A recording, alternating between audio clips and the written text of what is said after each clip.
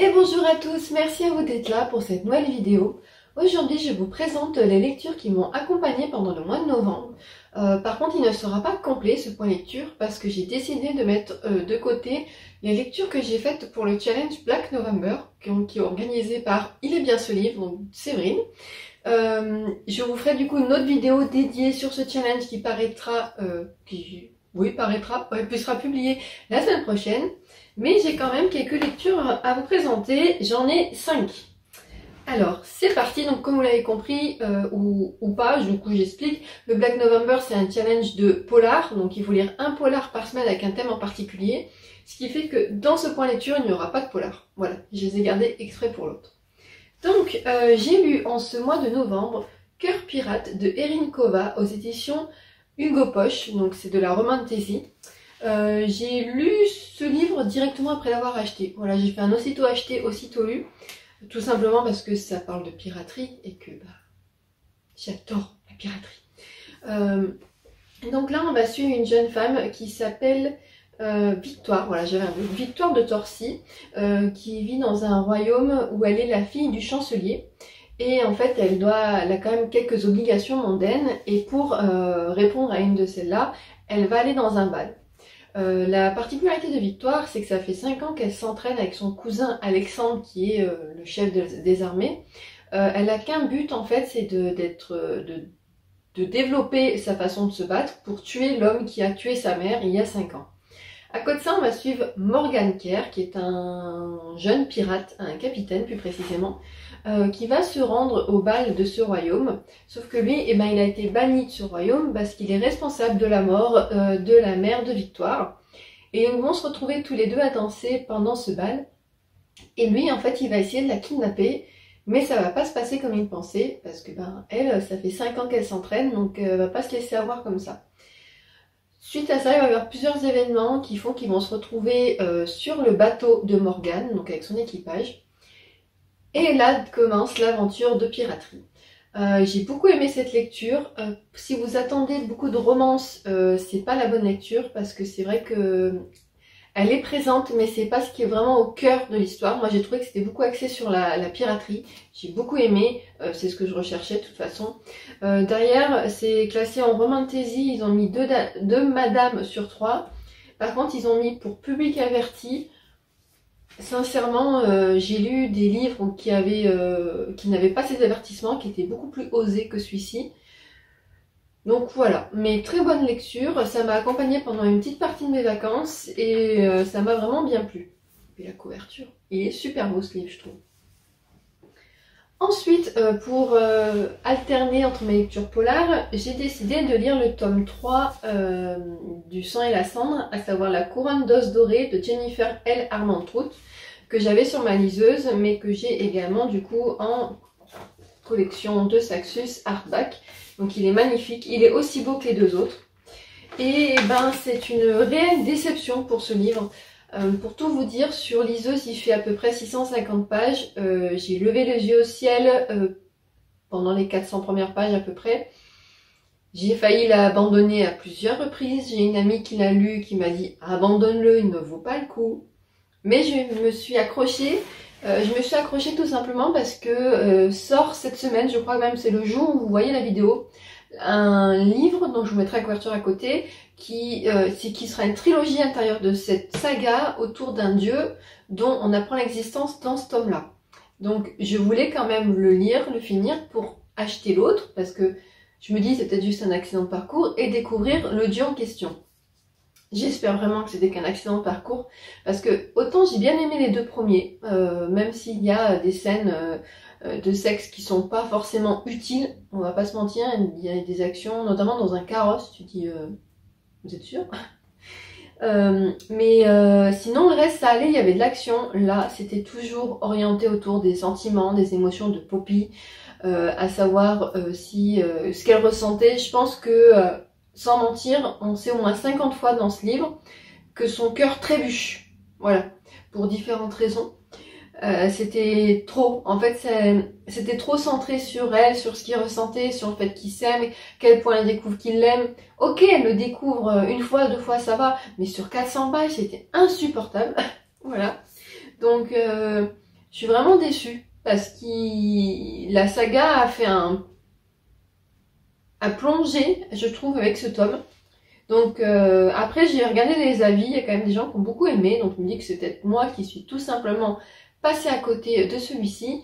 Mais comme mon amie, elle aussi, avait beaucoup aimé les deux premiers et a le même ressenti que moi pour celui-ci, je me dis bon, voilà, je suis peut-être pas la seule. Donc voilà, petite déception pour celui-ci et j'espère que ça ne sera pas le cas pour celui qui est centré sur le dieu en question. Ensuite, ben là je vais vous présenter que des romances de Noël. Voilà, parce que je suis passée en mode romance de Noël, parce que j'ai prévu pour mon compte Instagram des chroniques particulières, parce que je vais faire un petit calendrier de l'Avent. Je vais faire une publication par jour avec une fois sur 3 une chronique de livres, donc je voulais des livres en rapport avec Noël. Une autre fois sur 3 des petites questions littéraires et une autre fois des partages de contes. Donc je me suis dit, bah, si tu veux partager des lectures de Noël, il faut en lire. Donc j'ai commencé avec Passer Noël avec son ex, mode d'emploi de Julie Perry aux éditions HarperCollins Poche. C'est un livre que j'ai eu en service de presse dans le cadre de mon travail. Donc là, on va suivre... alors, lui c'est David, mais elle, comment elle s'appelle ?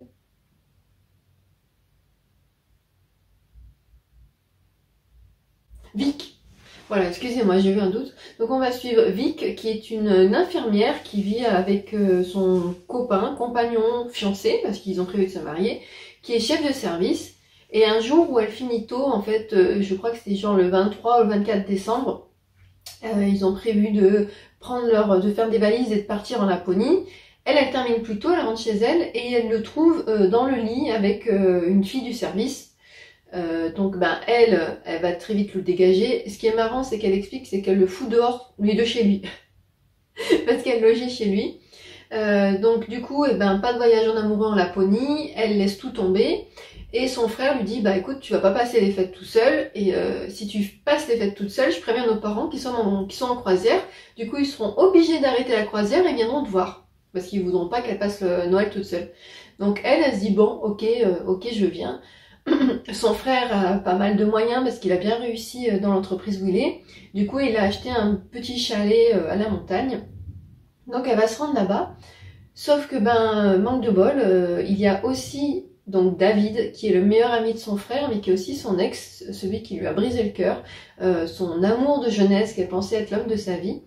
Et elle se retrouve avec lui en sachant que son frère n'est pas au courant. Il ne lui avait jamais dit qu'ils étaient sortis ensemble parce que le meilleur ami et le frère avaient fait un pacte comme quoi ça ne serait pas fait, mais les sentiments étaient plus forts.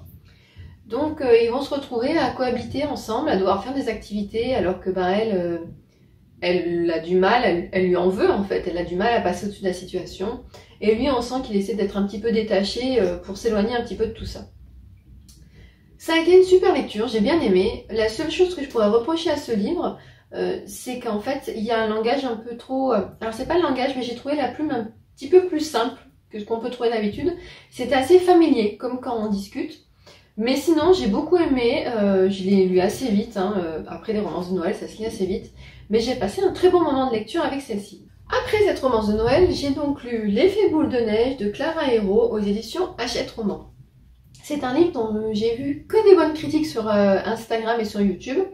Et je connais pas cette autrice, c'est celle qui a fait Nos plus belles années, qui a notamment eu le prix Cultura cette année. Et comme j'ai vu qu'il y avait des bons retours, mais il n'y en avait pas tant que ça, je me suis dit, lis-le. Autant vous dire que je l'ai lu en 2 soirs. Ça a été un beau coup de cœur, je vous en parle plus. On va donc suivre Iris, qui est étudiante à Bordeaux, qui a 19 ans, et qui, l'action se déroule le jour où son meilleur ami revient d'Amérique, après avoir passé 4 mois de stage. Donc il y est parti pour 1 an, mais il revient pour les fêtes de Noël. Et il se trouve qu'elle est folle amoureuse de son meilleur ami, et donc elle se fait une joie de ses retrouvailles, et elle s'est fait également beaucoup de films. Elle va du coup à l'aéroport avec le frère de son meilleur ami, donc lui il s'appelle Alex, son frère, et ils vont l'accueillir à la sortie de l'avion. Et là, déception, son meilleur ami n'est pas tout seul, il est avec une jeune femme qu'ils connaissent en plus parce elle venait souvent avec eux à la montagne. Et là, c'est la douche froide pour Iris, pardon. Elle s'y attendait absolument pas, lui il lui avait rien dit. Et du coup, le soir, quand elle retrouve sa meilleure amie, elle lui dit, écoute, j'ai une solution, tu devrais faire un fake dating. tu devrais lui faire croire que tu sors avec quelqu'un pour le rendre jaloux et voir s'il se déclare. Donc au début elle ne veut pas, et puis les choses vont faire qu'elle va faire un pseudo-fake dating avec Alex, donc le grand frère de son meilleur ami. Et voilà, comme vous vous doutez, ce qui au début était juste une sorte de contrat va devenir plus que ça. J'ai beaucoup aimé cette lecture parce que c'était doudou. Malgré le fait qu'elle a 19 ans, je trouve que la personnage principale, elle n'est pas du tout... elle est très crédible. En fait, comment dire, dans certains romans, quand c'est des ados qui sont mis en scène, les réactions sont souvent exagérées, c'est souvent insupportable. En fait, on les fait un peu passer pour des relous. Et là, en fait, c'est pas du tout le cas. On voit qu'elle est assez mature pour son âge.